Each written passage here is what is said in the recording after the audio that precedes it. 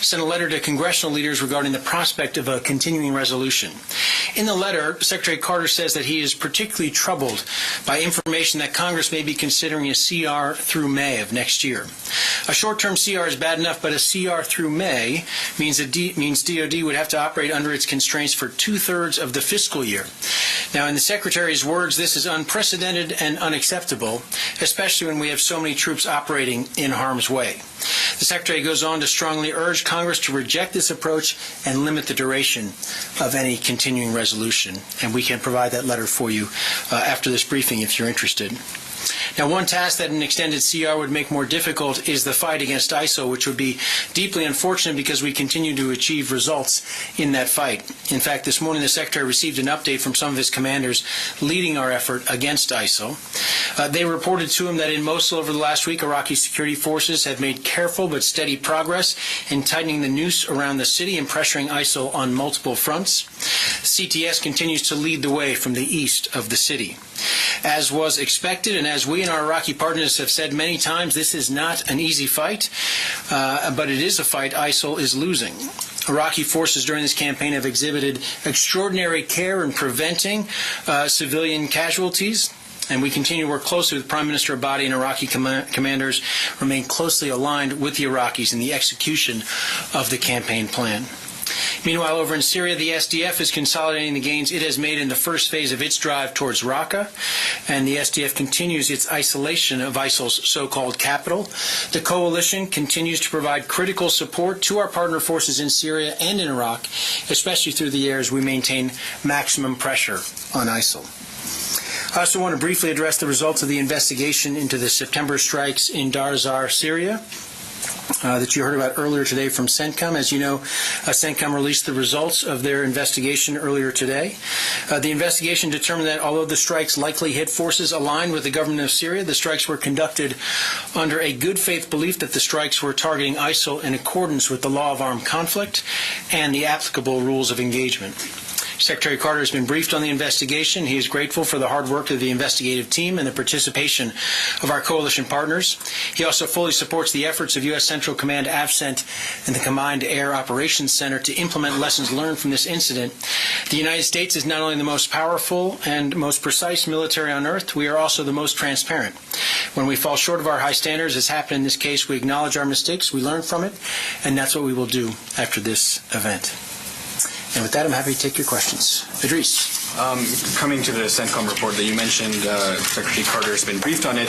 Is he satisfied with the way the officials, the United States officials on the ground handled themselves? Because there were clearly a series of errors that led to this.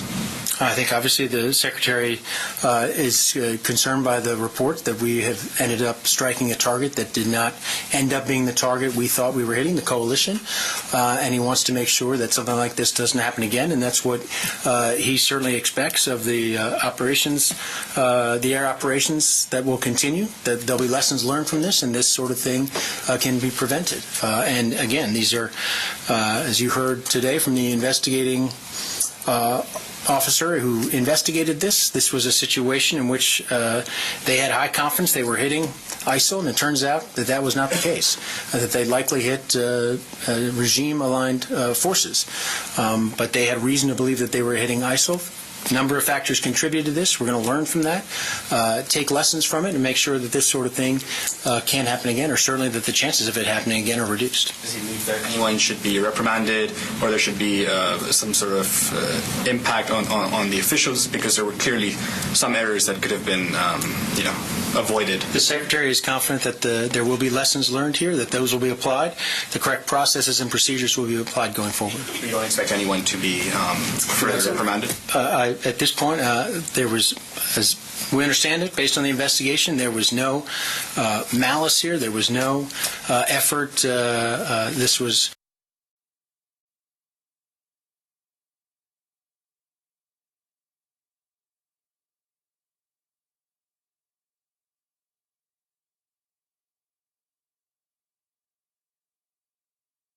perspective, what impact did that have on working with the Russians since September? I think the one thing that the investigation made clear. One thing that we've tried to do since, for example, is to make clear that in those conversations that happen on that hotline, that if there's immediate information that needs to be relayed, that it should be relayed right away. That's one of the most immediate after effects of this. But with regard to broader policy, I don't believe that there has been a change. Yes, Ryan. So following up on the Russia contact, so they were told by the investigating officer that this was the first time that Russia had been made aware of actual targets before coalition warplanes struck. We were understanding that this was the hotline was for deconfliction of airspace. This seems to be a little bit different. Could you talk? Was there a lot of discussion about kind of providing that information? Is this a change in what the hotline's designed to do? And has that kind of information been shared regularly? No, I think as you heard from General Coe, this was in fact the first time that this kind of information was relayed, and it was relayed because of the number of aircraft that would be in the area, as I understand it. And again, I would defer to CENTCOM and the investigators for the detail on this, but because of the number of aircraft involved, this was an effort. The purpose of that line is for deconfliction, and that was what was attempted here. And they did provide an area of operation because of the risk that there might be Russian aircraft in the same area. So they went out of their way. They did something that was not necessary under the terms of the Memorandum of Understanding. So they tried to provide the kind of guidance that would avoid some sort of miscalculation or misunderstanding in the air. Unfortunately, there was the after effect of this was a strike that did not end up with the result that we had intended. Now, and there was a little talk about, whether or not the question was asked if compensation had been discussed at all. I understand this is something that's left to diplomatic. You said it was going to be left to diplomatic channels. Is the Department of Defense involved in those conversations at all about the prospect of compensation? Is something that's being looked at? I'll defer to what you heard today on the call from General Coe on that. I'm not aware of anything that's actively happening. Yes, Tara. Back to the budget on the letter released today. Yeah. Is there any concern about the CR potential impact on the supplemental request that the Secretary made, I guess about a month ago now? I don't know how closely the two are, how one affects the other. The letter only references the threat of or the possibility of an extended CR. There is an additional reference to the OCO funding. So, are you expecting any sort of impact as well on a supplemental request? Have you heard anything? Well, I think we continue to work closely with Congress. We know that there's bipartisan support for our operations in overseas, particularly the fight against ISIL, our operations in Afghanistan, and so we remain certainly optimistic that we'll be able to work this out with members of Congress. But the Secretary felt strongly enough that he wanted to make this point, that an extended CR, a CR is bad enough. It is not an efficient way to conduct the Department's business. He's been clear on that for some time. An extended CR would be an even worse situation and could, again, have the possibility of affecting our operations, and that's something that he would like to avoid. One on the transition, have the transition teams continued to come to the Pentagon, or Pentagon staff still meeting with them? Yes. Is it a daily occurrence, or what? My understanding there's a meeting today, but I'll leave it to the transition folks for the President-elect to detail what their activities are here, but we continue to provide the support, answer any questions that they have. Thanks. Yes. The Iraqi National Assembly has passed a law making the Shiite militias a formal part of the Iraqi army. Will that affect how the U.S. deals with either the militias or the army? I mean, now you don't support the militias with air power, for example. Would that change under the new law? First of all, this is really a matter for the Iraqis to resolve, and my understanding is it has not been completely resolved at this time. And so I defer you to questions on their legislative action to the Iraqis. What I can say is we continue to support the government of Prime Minister Abadi and continue to support, of course, forces under his control right now, and we'll continue to do that. And this is again, a situation where this has more to do with Iraqi domestic politics as anything else, and we'll continue to work closely with Prime Minister Abadi. But this is not finalized, as I understand it, and there are also diplomatic considerations here as well. There are rules regarding U.S. assistance, and so these are things that we think it's at this point, not all those questions can be answered. Well, and are you concerned regarding the rules on U.S. assistance? Are you concerned that some of these bigger militias have their origins in the insurgency against U.S. troops while they were there in Iraq up to 2011? Well, as you know, we're not providing support to the PMF at this time. We're continuing to provide support to the Iraqi security forces, and that has not changed. And my question is, if the PMF becomes a formal part of the Iraqi security forces, would your position towards the PMF change? There were a number of... We would continue to work closely with the government of Iraq, but we have stated clearly in the past that we will not support those PMF forces. If there's a change in the structure, that's a determination that the Iraqis will make on their own, and we'll have that conversation at a later time. But at this point, our position has not changed. Yes, Aaron. Two on the budget. First, usually when these type of letters get sent to Congress from this building, they aren't announced from this podium. Usually something we find out about from the Hill. What are the circumstances that made it feel important enough to publicly announce this letter? We got word that there was a risk of possibility of this an extended CR. There's obviously a limited time that Congress is here to take action on these matters, and so the Secretary felt time was of the essence. And because of that, he felt it was important to send this message out and deliver what he thought was his view on this issue, given that there's limited time for Congress to act on it. Right. We also are expecting an NDAA agreement shortly. One of the things that we're told is in that agreement is going to be a change to the 18L structure, which is something that the Secretary has raised concerns about in the past. What have the discussions been like with the SASC and the HASC about that potential change, and what are the concerns presently from this building? Well, first of all, we haven't seen a finished product, so I'm not going to weigh in on something we haven't seen yet. You know, Aaron, as well as anyone, the Secretary's concerns about the change that had been proposed in the Senate legislation in particular, and he would continue to have those concerns. So we would like to see the finished product, and we look forward to working with Congress trying to resolve these outstanding issues. But until we see a finished product, it's hard for me to weigh in on anything. Yes, Carla.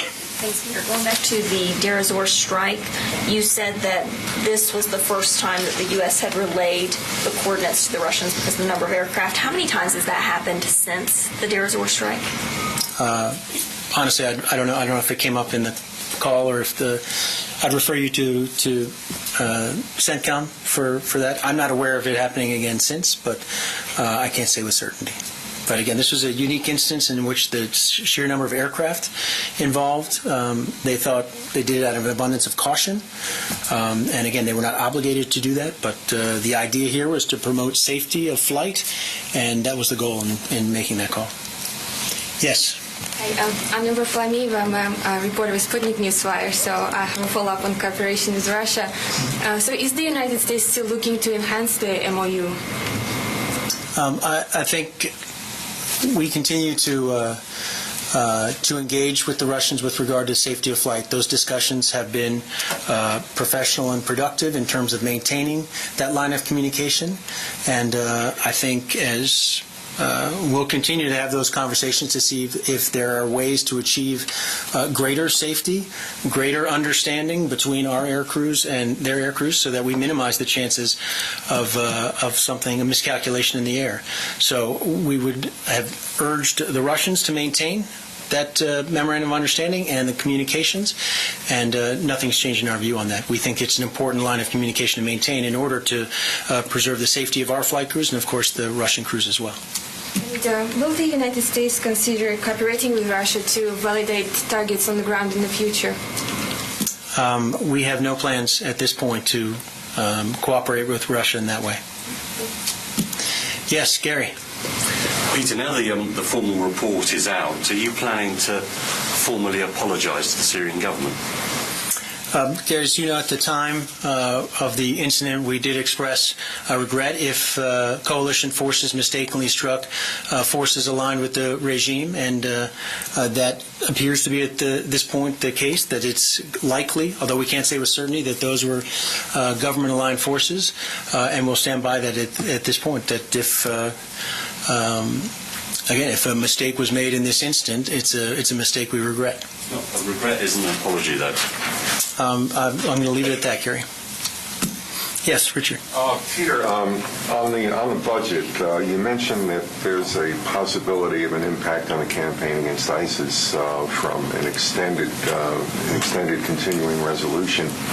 Yet you've also cited the major progress made in the campaign against ISIS. So the question is, if you're making this progress under current spending levels, how is an extended continuing resolution? How does that impact the war against ISIS? Well, I'll give you one example, and that is obviously that the funding levels that we had set for last year reflected the reality on the ground and the support we needed at that time. We've had, for example, increases in the number of U.S. forces in Iraq, for example. So if we're using money and budgeting that was allocated under one scenario or one expectation about the level of U.S. forces, and we now have a new one, again, you might be able to see how that would pose problems for us. Likewise, anything we need to do to provide funding to those forces right now conducting the counter-ISIL operations could mean a limitation on funding for training, for readiness back here at home, and that's not a situation the Secretary feels any better about. So this is it is not an effective way to run the Department of Defense. It is certainly not an effective way to plan for the future, and that's why the Secretary would like to limit, as best we can, the period of time that we might be under a continuing resolution. Peter, if I could, one on the transition. The Secretary has said several times, and you've reiterated from that platform, that the significant changes he's made here at the Defense Department, DIUX, Defense Innovation Board, opening up all MOSs to women, that they make good sense, and he would hope that they would be retained by a successor. Have you brought up this in the contacts that you've now made with the Trump transition team? Has this been a subject that you've brought up with them? And lastly, does the Secretary intend, before he leaves, to outline, to be specific about the changes that he's made and his hopes for retaining them in the future? I will leave it to the Trump transition team to outline their meetings here and the information they want to receive. We've been providing information as they've requested it. We'll continue to do so in as seamless and professional way as possible, but I'll leave it to them as to what information they've asked for. With regard to the Secretary's own initiatives here and the accomplishments under his watch, you've heard him talk about those in the past at length. I think he will certainly do everything he can to articulate why he feels strongly that the achievements we've made with regard to innovation, with regard to the counter-ISIL fight, with regard to the rebalance of the Asia-Pacific, why those are important and why we've carried out the strategy and the operations and the initiatives on his watch in that way. Again, he's prepared to articulate those to whoever is willing to listen. But with regard to what the transition team is looking for and asking for, I'll leave that to them to characterize. But the Secretary certainly is willing and able to explain to anyone, as he has publicly on many occasions, why he's done the things he's done and why he thinks they make sense, not just for for the next administration, but for administrations down the line. So many of the things the Secretary has talked about, particularly with regard to innovation and the Force of Future initiatives, deal with issues that ensure that the Department of Defense he leads today is just as capable for his successors down the road.